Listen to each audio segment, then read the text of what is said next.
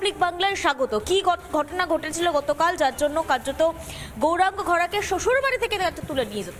কোনো পুলিশের ড্রেস ছিল না, তারা বাড়িতে পৌঁছে যায় এবং আমার ভাইকে টেনে ধস্তাধস্তি করে গাড়িতে মোটরসাইকেলে তোলার চেষ্টা করে। তখনই আমার ভাই স্ত্রী জানতে চাইলে যে কি কারণে ধরছো, তাকে তোকে বলতে হবে এই অশ্লীল ভাষা মমতা বেগমের পুলিশের।